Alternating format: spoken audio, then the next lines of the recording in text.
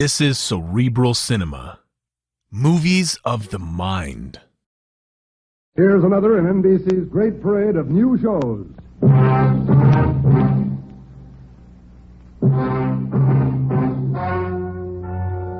Ladies and gentlemen, the story you are about to hear is true. Only the names have been changed to protect the innocent. NBC brings you Dragnet.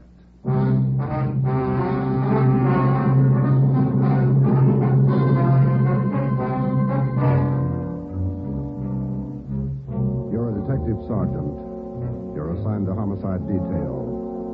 A 22-year-old girl has disappeared. A letter has been received. It demands $30,000 for the girl's return. The letter is signed, The Wolf. Your job, get him. Dragnet, the documented drama of an actual crime, investigated and solved by the men who unrelentingly stand watch on the security of your home, your family, and your life.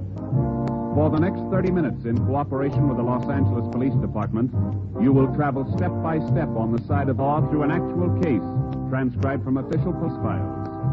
From beginning to end, from crime to punishment, Dragnet is the story of your police force in action.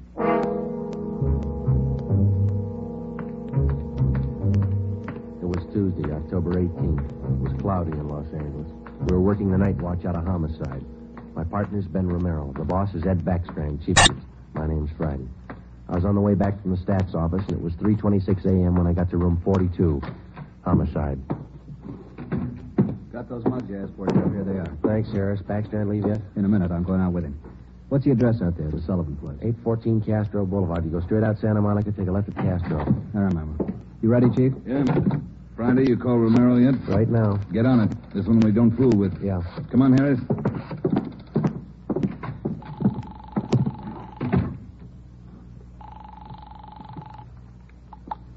Hello. Sorry to wake you, Ben. This is Joe. How you feeling? Oh, hi, Joe. What time is it? 3:30 a.m. How do you feel?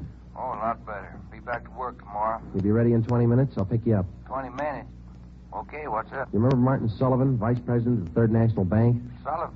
Yeah, what about it? He's got a 22-year-old daughter, or he had one. She's gone.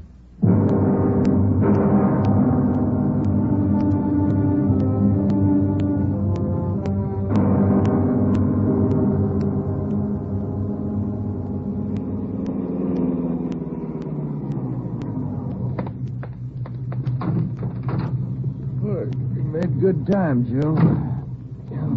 Where are we heading? Sullivan home out on Castro Boulevard. Ed's out there now with Harris. Any leads to work on? No, nothing so far. The girl disappeared a little before 1 o'clock yesterday afternoon. At 11 last night, he got a letter. They want $30,000. Sullivan hasn't got that kind of money. Yeah, I know it. Poor guy's almost out of his mind. Fill me in. How did it happen? Well, the guy took the girl out of business school. He had her called out of class. Told her father was sick, said he was a friend of the family's. Now, how about the teachers? What was their story? Said the girl didn't want to go with the man at first, but finally talked her into it. Kept telling her father was dying. That's about as low as they come. Yeah. Did he use a car? Witnesses said it was a blue sedan. They didn't get the license number or the make. Did they remember what the guy looked like? About 5'9", 160, brown suit, dark hair. Nothing else? No. Here's a copy of the letter. The usual. Read it. Yeah. I have your daughter, Judy. Get, what's that? $30,000. $30,000 quick if you want her back alive. Don't call police or I'll kill her. Contact you later. Signed, what was it? The Wolf. Oh, Wolf, huh? I could think of a better name. Come on, here we are. Got the original note, Joe. Lee Jones down at the crime lab. He's checking it for prints and handwriting. Well, if it was... Oh, hi, Davis. Right on the house, boys. Just waiting for you. Thanks, Dave.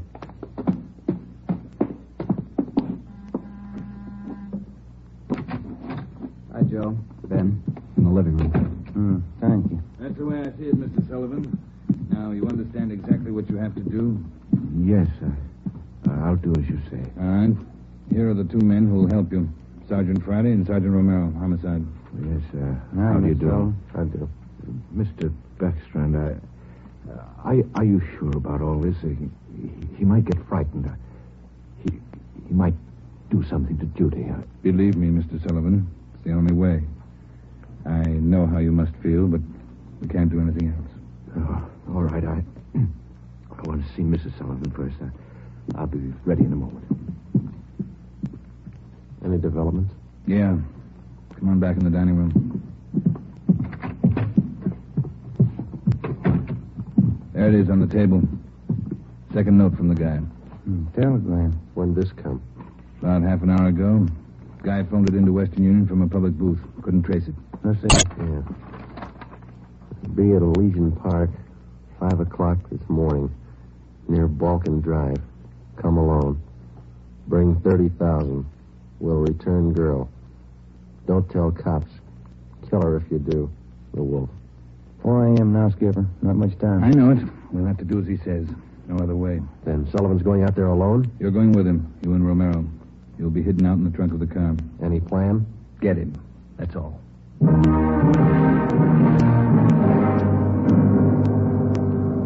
and I went out the back door and into the Sullivan garage.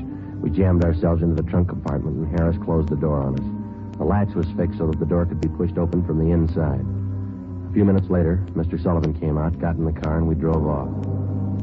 At 3 minutes to 5, we pulled up at the meeting place in Elysian Park. We waited. Nothing happened. At 5 minutes past 5, it started to thunder. That's all we need, a thunderstorm. Stuff in here in this trunk, isn't it? Oh, yeah. Ben, listen. Something. Must be. Wonder if he's seen anything. Sounds like he's pacing up and down alongside the car, doesn't it? Yeah, listen. Can you hear anything else? Can you? No, we better stay under cover. Yeah. Rain's starting in. Wonder what happened to the wolf. Cold feet, maybe. Let's wait it out.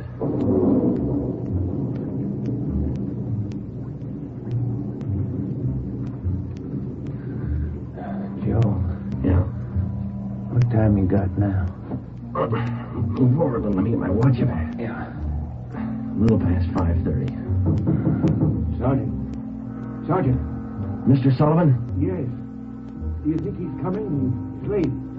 It's getting daylight. We better wait it out, Mr. Sullivan. Now, look, don't come back here again. If he's watching, you might tip him off. Oh, all right. All right. Poor guy. Yeah, I hear it. Coming up the road toward us. Stop it. Yeah. Swing over to our car. You ready? Right. Talking with Sullivan. They're coming back here. Now watch it.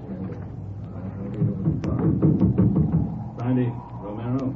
That you, Ed? Yeah, the meeting's off. Come on out. All right. Got a cramp in my leg. I'm cramped all over. Mr. Sullivan, drive back home. We'll contact you there. All right, Chief. Ben, Joe, come on over to the car. What's the story, Ed? The guy had no intention of following through with this meeting tonight. Well, how come? He told us. Phoned at 5 o'clock. Tried to trace the call. He wouldn't stay on the line long enough. What do you have to say? He wanted more money. Bragged about how smart he was. How we'd never get him. When he knows Sullivan's called in the police. Sure. Said he didn't care. We'd never get him anyway. Yeah, pretty cocky. Pretty smart. Take my word for it. He's no dummy.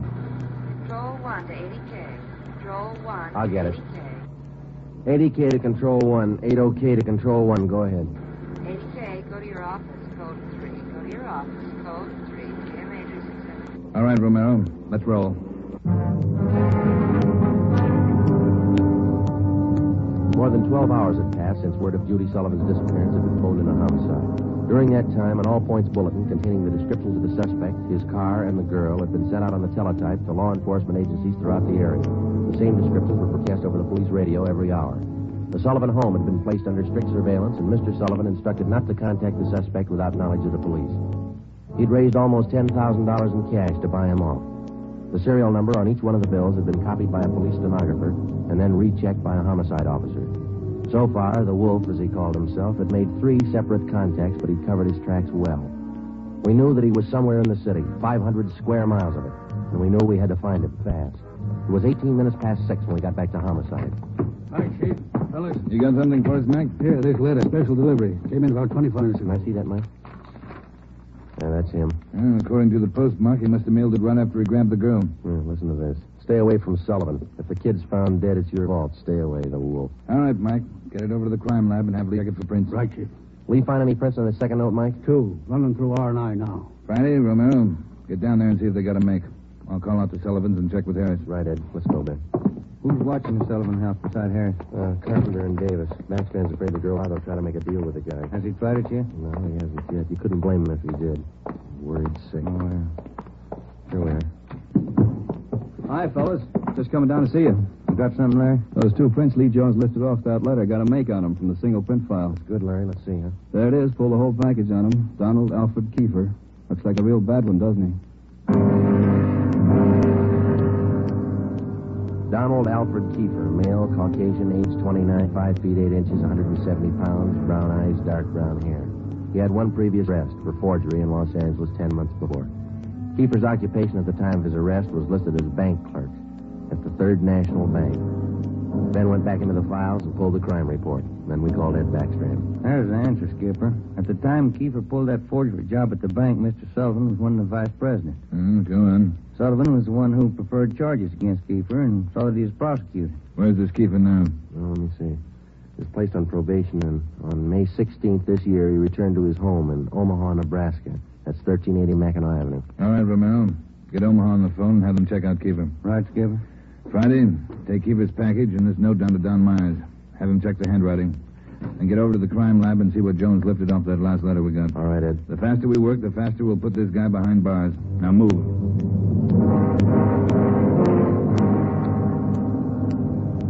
How's the writing compared, Don? What'd you find? Yeah, looks good. See here? Slants as crosses, double oops as L's, open A's, pressure on the downstroke. Donald Kiefer, the Wolf, same handwriting. Lifted 3 prints off this last note, Joe. Brought them out with the iodine fume gun. They match with the first. Thanks, Lee. Did you find anything else? I don't know if it'll help you much. We examined the paper for watermarks and texture. Both notes are written on the same kind of paper. Impressions show both pieces of paper from the same tablet. Checked the density of the carbon and the pencil he used. Both specimens match. Same pencil.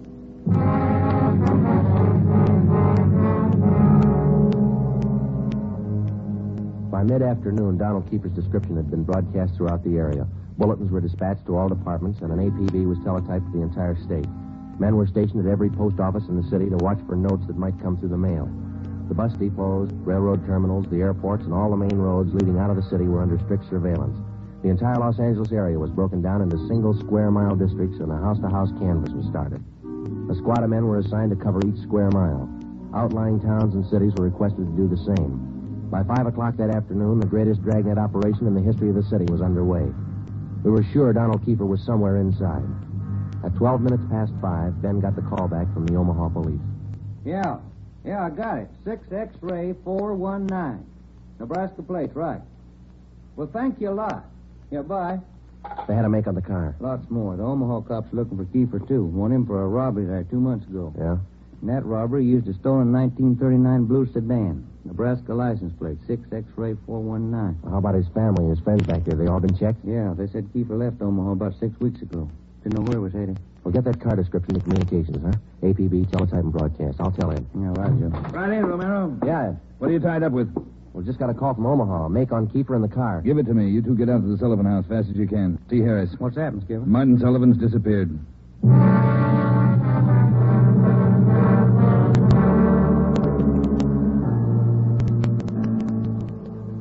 Harris, how'd it happen? About 3 this afternoon, Mr. Sullivan got a phone call. Said he had to go down to the bank. I went with him. He had me wait in the reception room, and he went in his office.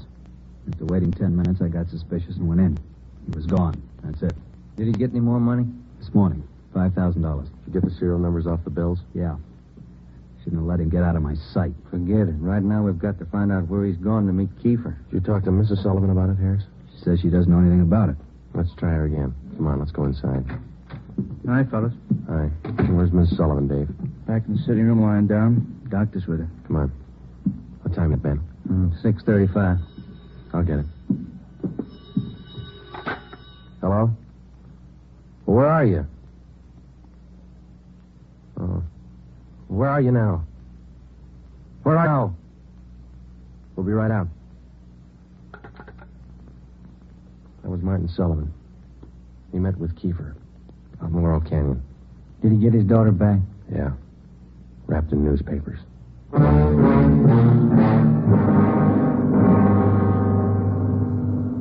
All cars in the area were notified that a contact had been made with Kiefer. We got in the car and drove out to Laurel Canyon. The entire area had been blocked off.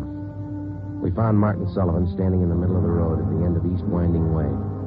500 feet down the hill was a private residence where Sullivan had telephoned us. It was the only building in the immediate vicinity. A few yards beyond the point where East Winding Way ended, back in a clump of tall grass, we found the body of Martin Sullivan's daughter. We notified the crime lab, Chief Backstrand in the coroner. Despite a severe state of emotional shock, Martin Sullivan tried to tell us the story. He said Judy was all right. I believed him. I wanted her back. Judy. I tricked the officer, the one watching me. He said, come alone, no police. Did you see his car, Mr. Sullivan? I wanted her back. I wanted Judy back. I did as he said. I drove here at 6 o'clock and I waited. I put the money on the front seat like he said. Did he get the money, Mr. Sullivan? And I got out. I left parking lights on. I stood up there by the end of the road, waiting. Mr. Sullivan? And he drove up. He took the money. Then he came up to me. He had a gun. I wanted Judy back. He had a gun. Did you see his car? He said she was up there, beyond the road, tied to a tree. I wanted her back. Mr. Sullivan, did you see his car? I went to look for Judy. He drove away. She wasn't there. By the tree. Couldn't find her. On the way back, I saw the bundle on the way back.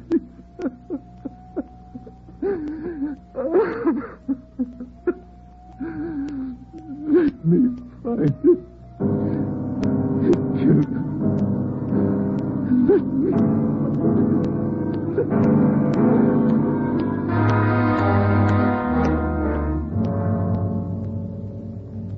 Before he went into a state of complete collapse, we showed Martin Sullivan a picture of Donald Alfred Kiefer. He definitely identified him. The information was immediately relayed back to Central Division, rebroadcast to the entire police radio system. A teletype was dispatched to sheriff's offices, and communications were sent to police stations throughout the country.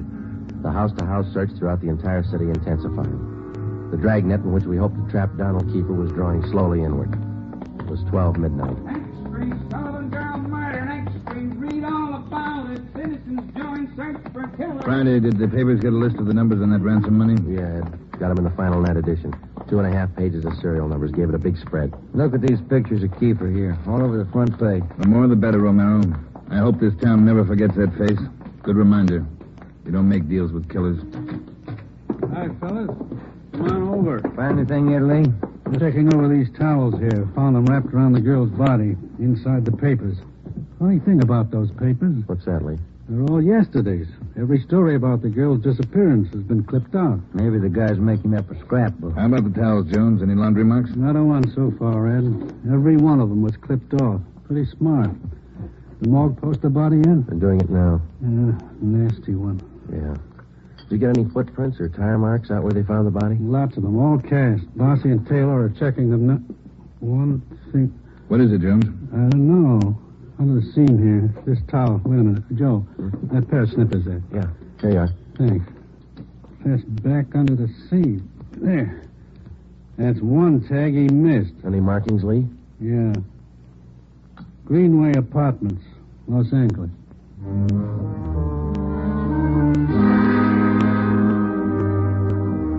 One look at the apartment was enough. In an adjoining garage, we found the car which Kiefer had used, a blue sedan. Nebraska license plate 6X-ray 419. When we got back to the office, Chief Backstrand immediately issued a cancellation of the warrant order for the blue sedan, and then he ordered a detail of men to stake out the car in the event Kiefer decided to come back for it. Here's the coroner's report, Joe. Oh, let's see it. Cause of death, strangulation.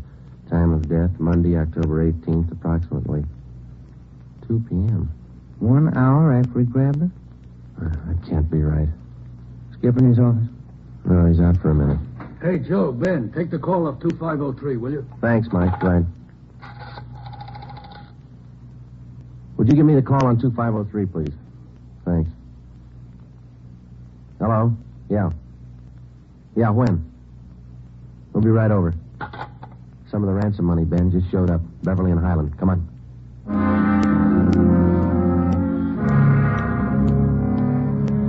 The man's name was Ralph Donahue. He operated the used car lot on the corner of Beverly and Highland. He told us that early that morning he sold a dark blue late model coupe to a man who gave his name as Fred Sims. The man paid for the car in cash. Donahue told us that he checked the serial numbers on the bills after the man had driven away.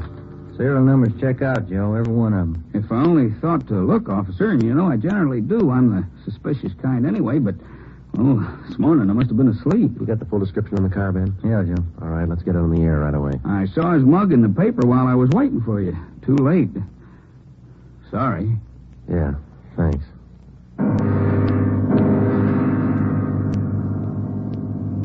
At 10 minutes past 3 that afternoon, another piece of the ransom money turned up at a busy downtown department store. The clerk was unable to remember who gave her the bill. The detail throughout the general downtown area was strengthened. The house-to-house search of the entire city for Judy Sullivan's murderer went on. The afternoon dragged into the early evening. At 20 minutes to 7, Ben and I had a hamburger and a cup of coffee in the drugstore at East Broadway and 3rd. And then we got back in the car, checked with communications, and started cruising the neighborhood again. 9 minutes to 8, a man answering the description of Donald Kiefer was seen crossing Sunset Boulevard just below Highland. 7 minutes later, the same man was reported near the intersection of Hollywood Boulevard and Las Palmas. Communications relayed the information. At 21 minutes past 8, our car, 80K, along with a dozen others, were concentrated in the Hollywood Boulevard area from Gower Street to La Brea, Franklin Avenue to Santa Monica Boulevard. At 24 minutes past 8, another piece of the ransom money was passed at a cigar store on the corner of Hollywood Boulevard and Hawthorne Street. The number of men and radio cars in the area was redoubled. Plainclothes officers were stationed at every intersection to keep an eye on pedestrian traffic. At 18 minutes to 9, the dark blue coupe which Kiefer had bought that morning was spotted parked in an alley just below Hollywood Boulevard and Cahuenga. We called Ed Backstrand.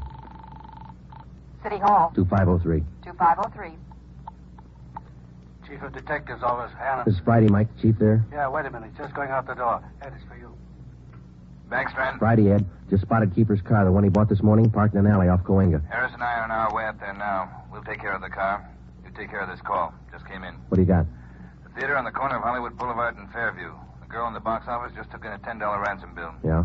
She got a good look at the man who passed the bill. She says it's Kiefer.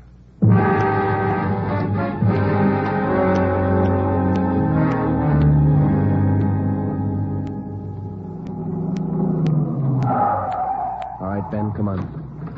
Yeah. You got the list of serial numbers? Right here. Let's check at the window. Yes, sir. How many, please? Police officers. Sergeant Romero, Sergeant Friday. Oh, yes, sir. Mr. Rayburn, the police are here. Would you step around to the side door, Sergeant? Yes, ma'am. Margie, relieve Francis for a minute. Francis, come here. Bring that $10 bill with you. Sharp girl, officer, that Francis. Sharp. Here it is, Mr. Rayburn. All right, Sergeant. There you are. $10 bill and the list of serial numbers. Check out all right, Ben? That's it, Joe. Good work, miss. You reported the man came in about a half hour ago. You're sure it was Kiefer? Yes, sir. I have his picture in the box office just behind the change machine. I recognized him right away. And as far as you know, he hasn't left the theater. That's right, sir. All right, Mr. Rayburn, I'm sorry. I'm afraid we'll have to interrupt the show. Anything you say, Sergeant. Anything. Ben, you keep an eye on the front exit. I'll call communications. Right, Joe. 80K to Control 4. 80K to Control 4. 80K, go ahead. Control 4, clear all frequencies. The Sullivan murder suspect, Donald Kiefer, has been located in the theater on the southeast corner of Hollywood Boulevard and Fairview. Have all units around the area. 80K, roger. Attention all units. Attention all units. Assist 80 to theater on the southeast corner of Hollywood Boulevard and Fairview. The Sullivan murder suspect has been located in the theater. Go ahead, 80K. Control 4, have all units converge in the general area, Hollywood Boulevard and Fairview. Unit 62R to block off the intersection at Hollywood Boulevard and North Cherokee. Stop all pedestrian and vehicular traffic. Unit 61A to block the intersection at Hollywood Boulevard and Hudson Street. Stop all pedestrian and vehicular traffic.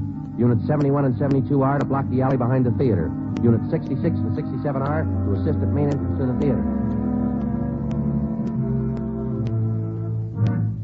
Within a few minutes, the 1/2 mile area around the theater was completely blockaded. Every exit and entrance to the theater was covered. At 9:23, we met Harris and Ed Backstrand in the theater manager's office. Backstrand outlined our plan of operation. At 9:28, a detail of 14 men walked down the side aisles on the main floor of the theater and took up their posts on either side of the orchestra pit. The picture was stopped and every light in the theater was turned on. Ed Backstrand, Harris, Ben, and I went down the aisle and up onto the stage. Backstrand made the announcement. Ladies and gentlemen, we're sorry to interrupt the picture, but this is important. We're police officers. We've traced the murderer of Judy Sullivan to this theater. He is in this theater now. And we're going to search the theater row by row, and we'd like to ask your cooperation. There's no need to be panicky or afraid. Those who wish to leave now may do so. Leave by the main entrance. Each one of you will be checked as you go out the door. And for the benefit of the man we're looking for, don't try to escape. Every exit is covered and the entire area is blockaded. Don't place any more lives in jeopardy. Come on, Ben.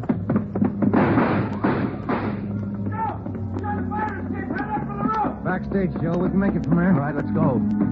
Come on, hustle it, Ben. Yeah. The next building. You'll probably try to jump for it. All right, watch it. I think this door leads out to the roof. There he goes. All right, Keeper, hold it. Don't shoot, I give up. Throw your gun down. Over here. Don't shoot. Don't. Let's get him. All right, coppers. I got it figured. They won't top me for this. Didn't know what I was doing. Put the cuffs on him, Ben. Get away from me, you crumb! You shouldn't have hit him, Keeper.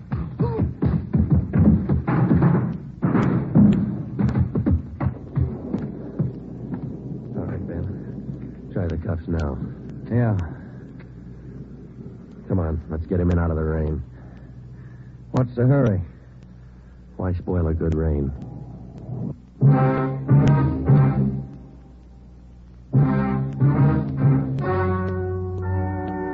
The story you have just heard is true. Only the names were changed to protect the innocent. Donald Alfred Kiefer was tried and convicted of murder in the first degree. He was executed in the lethal gas chamber at the state penitentiary. You have just heard the 15th in a new series of authentic cases transcribed from official files. Technical advice for Dragnet comes from the Office of Acting Chief of Police, W.A. Wharton, Los Angeles Police Department. Tonight's program is dedicated to Deputy United States Marshal John B. Glenn of Boise, Idaho, who on the morning of July 31st, 1940, gave his life so that yours might be more secure.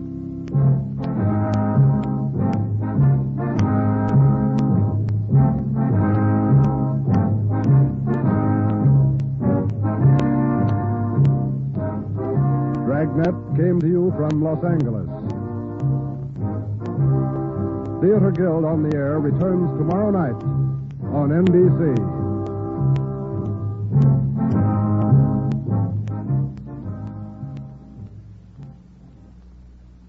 Cerebral Cinema hopes you have enjoyed this movie of the mind.